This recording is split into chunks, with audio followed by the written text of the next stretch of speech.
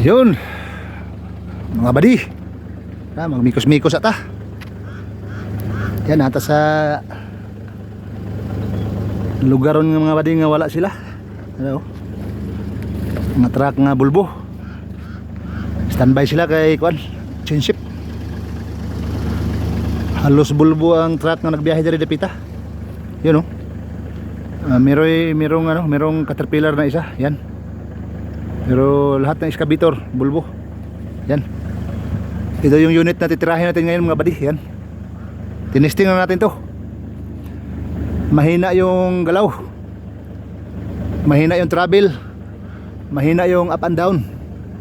Tapos meron ding alarm doon sa kanyang motor. Yung air boost sensor. Yan. Tinesting na natin yung unit na to, kaya yan, nakabukas na yan. Bali yung gagawin natin dito,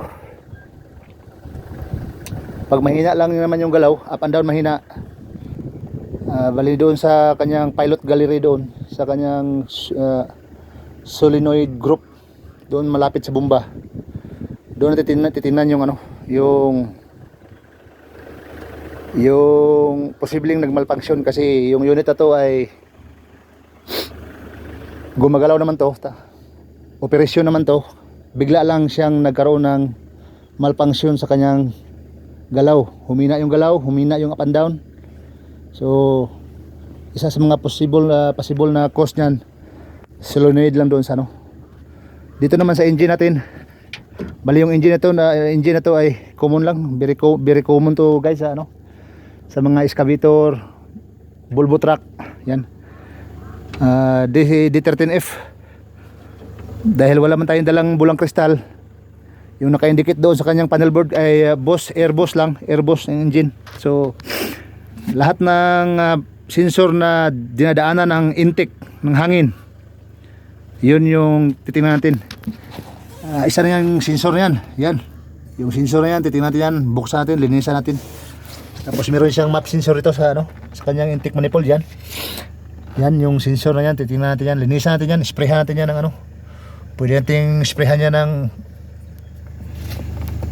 ihi ng kalabaw, pwede na yan. Yung sa issue ng motor, ng engine, wala tayong problema dyan, madali lang natin imikos-mikos yan.